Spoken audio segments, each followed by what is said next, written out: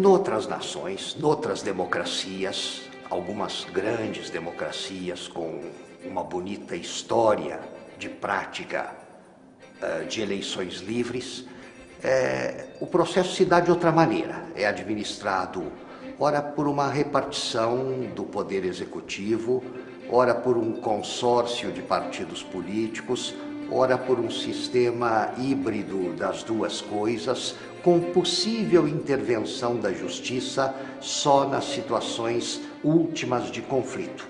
Aqui não.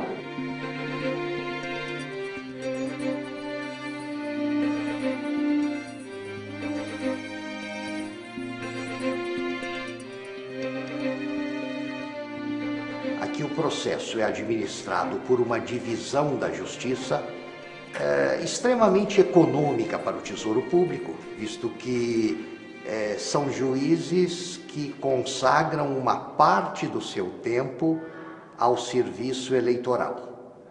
E o fazem, enfim, com sacrifício das últimas horas do dia, geralmente, sem ônus maior, sem o ônus de se manter um quadro judiciário eleitoral permanente. Essa instituição não é tão antiga assim, ela remonta ao começo da década de 30, então temos aí 80 anos.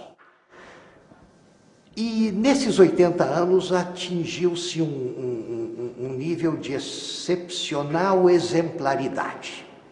O modelo foi copiado por outros países. A Justiça Eleitoral do Brasil, a partir de 89, foi convidada a se fazer representar em processos eleitorais em diversos países, mesmo do hemisfério norte. Nunca tivemos razão nenhuma para nos arrependermos de ter tomado este caminho nos anos 30.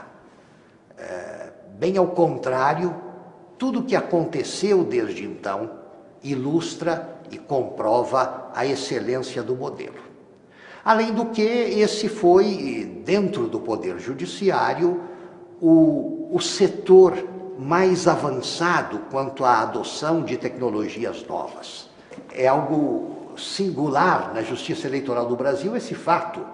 O TSE encabeça uma máquina, toda ela formada por justiças estaduais, ou seja, o próprio empregador do grande aparato que nos atende de modo principal, o Estado Federado. É o Estado Federado que paga salários aos desembargadores, que paga salários aos juízes, que realizam nessa época certa e durante os intervalos entre as eleições também, por conta da questão de cadastramento e outras questões que sempre surgem, são juízes estaduais que, embora sob a regência de um tribunal federal, realizam esse trabalho. E o realizam com muita proficiência. Nunca tivemos problemas hierárquicos, nunca tivemos problemas resultantes, por exemplo, de uma tendência à insubordinação ou a qualquer forma de protagonismo resultante do fato de que cada tribunal regional eleitoral é composto por desembargadores do Tribunal de Justiça do Estado, por magistrados estaduais e advogados em atuação dentro do Estado federado. Temos aqui também o voto obrigatório, que nos torna o colégio eleitoral necessário, mais importante que há no mundo contemporâneo. Eu não votei nas eleições, não tinha ainda 18 anos, quando da eleição de 1960, que consagrou o presidente Jânio Quadros. Foi para mim, foi para muita gente a primeira eleição. Isso era visto com grande entusiasmo por todos. Vamos ver se chegamos a bom termo nesse processo eleitoral, porque ele é o reatamento entre o eleitorado brasileiro e tudo aquilo que ele mais desejou ao longo de toda a sua história. Determinar a ocupação do poder à luz do voto popular, direto, secreto e sem restrições de qualquer espécie. Na eleição de 89, pela primeira vez, não tínhamos uma Constituição proibindo a participação, a formação mesma do Partido Comunista e de outras agremiações que puderam participar livremente do processo. Bom, houve algumas outras novidades também que tocaram de perto a juventude brasileira da época, que, por força da Carta de 1988, era permitido que o voto fosse exercido por maiores de 16 anos. Aí ele não era obrigatório. Acima dos 70, tal como na faixa, então novidade absoluta, dos 16 aos 18, o voto não é obrigatório, mas ele é possível. Basta que o jovem, o adolescente, em plena adolescência anterior à maioridade penal e à maioridade eleitoral plena, se habilite, manifeste o desejo de participar do processo. E muitos o fizeram. O índice de abstenções na época foi muito pequeno, foi o menor que tivemos. O índice de abstenções e também o número de votos nulos e de votos brancos. E houve uma intensa participação do eleitorado não obrigatório. Pessoas analfabetas, pessoas maiores de 70 anos e jovens entre os 16 e os 18. A propósito do voto do analfabeto, alguns partidos pediam,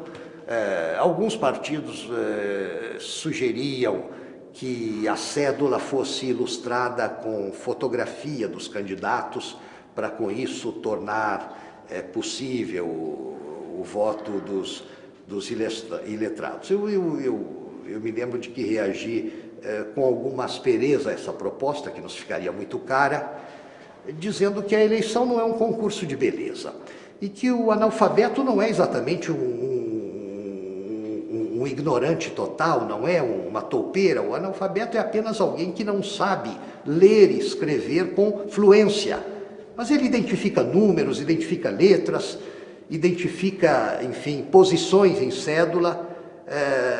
Seria extremamente humilhante e injusto imaginar que o analfabeto funcional só sabe votar se houver na cédula fotografia de candidatos. O mais interessante foi realmente a participação intensa do eleitorado jovem. Na infância, que é quando se forma a preferência desportiva, sendo eu de uma região muito influenciada pela fronteira de São Paulo, eu sou historicamente corintiano, como todos os meus familiares. Meu único irmão mais velho, meus filhos todos, enfim, e muito orgulhosos disso. Um escritor brasileiro, Érico Veríssimo. Um escritor estrangeiro, Leon Tolstói. Há outras obras que li na adolescência. Como toda pessoa da minha idade, eu já enfrento o problema da perda de memória recente. Mas os livros que li na adolescência, eu guardei na memória, às vezes, em páginas inteiras. Um deles é Os Maias, de Eça de Queiroz, e outros tantos. Mas o que mais, enfim, me tocou em literatura brasileira, a parte aqueles que todos admiram, como Machado de Assis, João Guimarães Rosa, Carlos Drummond de Andrade na poesia. Mas a obra de Érico Veríssimo, embora tenha a ver sobretudo com a saga de uma parte do país que não é a minha, me marcou muito pela época em que eu a li, pelas impressões que me causou. E Leon Tolstói, por tudo que aprendi em matéria de educação humana, sentimental, cívica e tudo mais nas obras dele.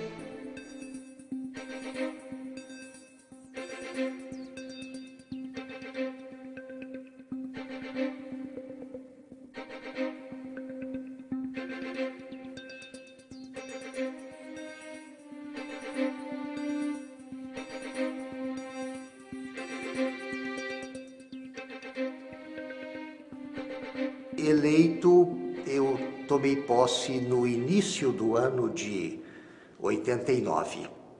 O tribunal já tinha, creio, a composição que conservou até o final daquele notável ano eleitoral de 89 e enfrentou todos os problemas típicos de um processo eleitoral em condições não exatamente adversas, mas em condições difíceis pela sua novidade. Desde as últimas eleições presidenciais, que tinham sido aquelas que consagraram Jânio Quadros em 1960, e, portanto, depois de um lapso de 29 anos, os brasileiros se congregavam de novo para eleger o presidente da República.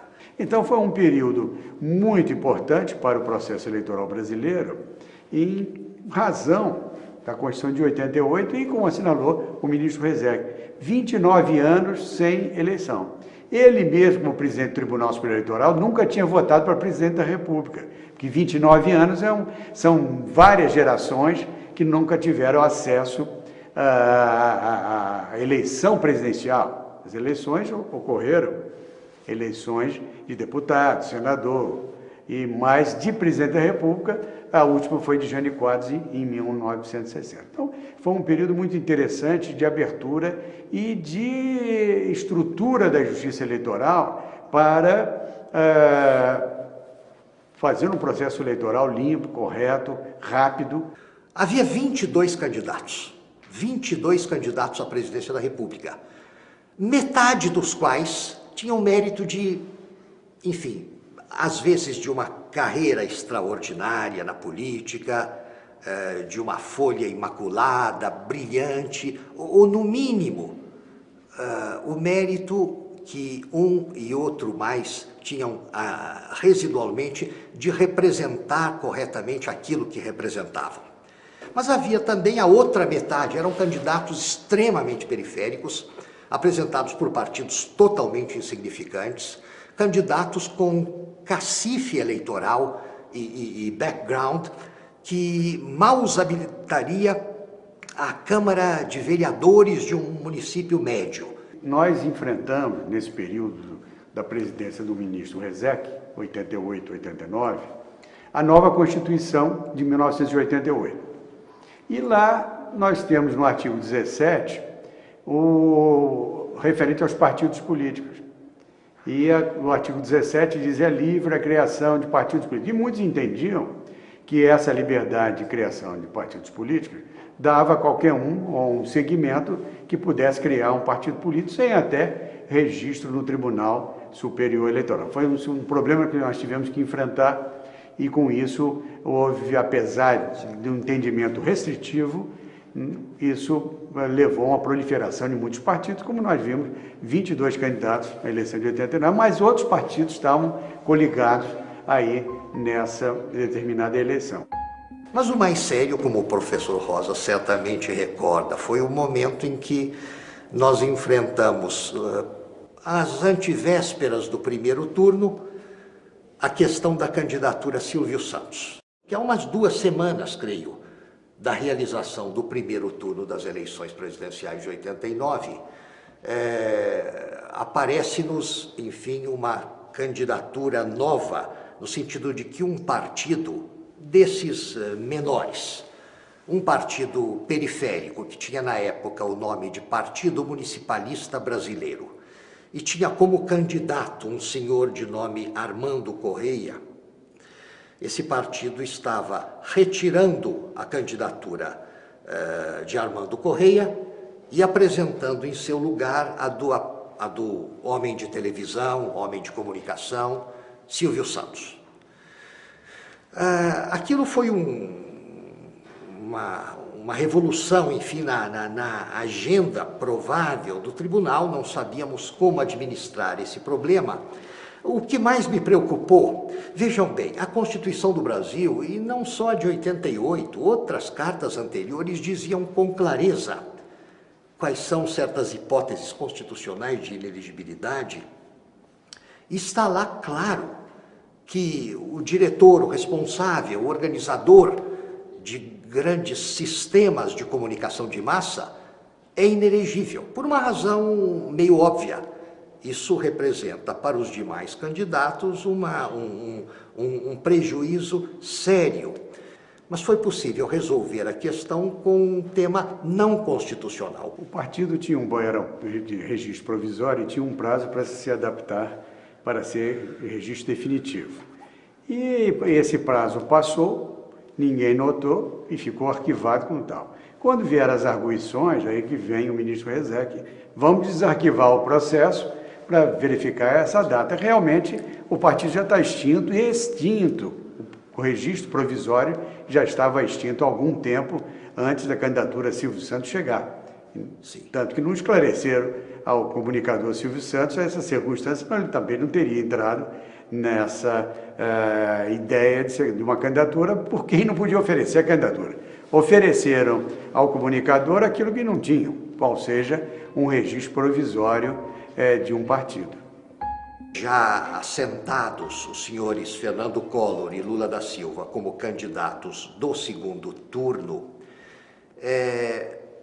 tivemos o problema de uma greve deflagrada por juízes do estado do Maranhão à conta de uma pendenga salarial. Eu tentei contemporizar com apelo ao governador, com o próprio presidente da República da época foi acionado para isso, mas declarou que não tinha como pressionar o governador, e o governador era insensível no sentido de que não via mérito nessa reivindicação salarial. Nós estávamos a uns 5, 6 dias do segundo turno, quando recebi um telegrama de um magistrado, que era o presidente da Associação dos Juízes Maranhenses, anunciando que estavam em greve.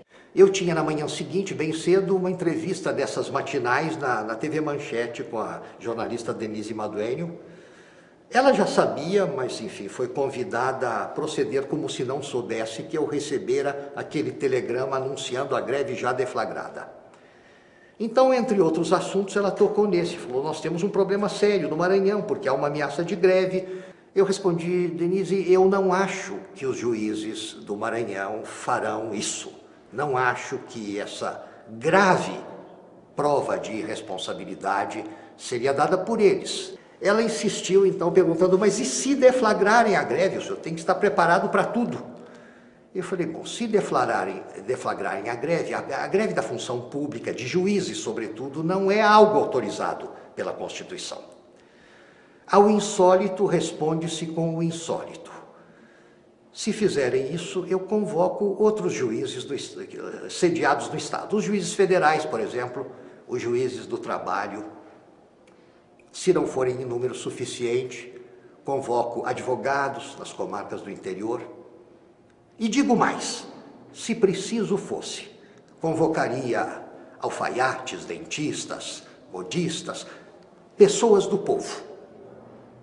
E os investiria todos na função de juízes eleitorais, na certeza de que o povo maranhense confiaria mais nessas pessoas, especialmente convocadas numa hora de crise, do que em juízes que desertam da própria toga por conta de uma pendenga salarial com o governador do estado. Sei dizer que nas horas seguintes, antes mesmo do almoço daquele dia, recebemos um outro telegrama dizendo que a greve havia cessado e que os magistrados, confiantes da justiça da sua reivindicação salarial, esperavam a nossa simpatia, a nossa cooperação junto ao governo, para que o problema salarial fosse resolvido depois das eleições. Um ponto interessante nessa eleição de 89, eleição presidencial, é que o resultado eleitoral foi surpreendente. Houve uma mobilização muito grande de todos os TRS nos estados, que rapidamente os resultados saíram. E como uma eleição transparente, aberta, bem realizada, sem impugnação, sem qualquer contestação de resultados, para dar mais autenticidade ao pleito. Mas essa foi uma grande característica. Eu me lembro que o estado de Santa Catarina, rapidamente, talvez um dia para 2, já estava dando o resultado eleitoral do primeiro turno, que era mais complicado, com 22 candidatos, no segundo, mais fácil, mas resolveu prontamente. Esse é um outro fato que nos chamou a atenção na época, professor Rosas. O tribunal enfrentou as eleições e administrou o processo eleitoral de 1989 praticamente sem contestação. Vários incidentes entre candidatos foram contornados à luz da lei, com muito rigor. Recebemos muitas visitas de candidatos. O doutor Leonel Brizola, por exemplo, o governador Brizola, vinha com frequência ao tribunal. Era o mais assíduo dos candidatos em fazer contato conosco, vindicar coisas, sugerir coisas. Outros vinham mais raramente. Fernando Collor veio uma única vez, Lula veio também. Mário Covas, com uma grande comitiva de correligionários. Agora, o processo se desenvolveu até o final com incidentes de menor monta e todos eles resolvidos. E houve até um episódio, desses da metade, desinfluente, que acusavam um candidato, mas era recorrente. Toda manifestação na televisão, ele vinha e fazia uma acusação a um candidato, que o candidato tinha se apropriado de bens de uma pessoa da família dele e tal. E aí nós concedemos direito de resposta. No programa seguinte, lá veio o candidato, que novamente fala na apropriação desses bens da tia do candidato.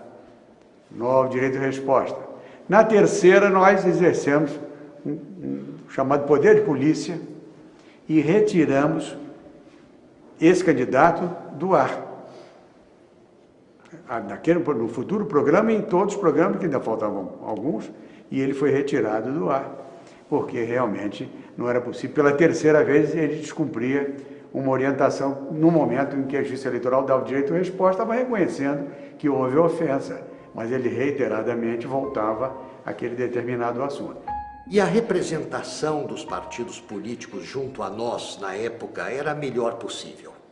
Assistiam às sessões todas, anotavam tudo, acompanhavam a nossa jurisprudência, observavam aquilo que a Justiça Eleitoral prescrevia. Ou seja, houve um ritmo sinfônico no processo eleitoral, que era devido não apenas à administração da Justiça Eleitoral, professor Rosas, mas também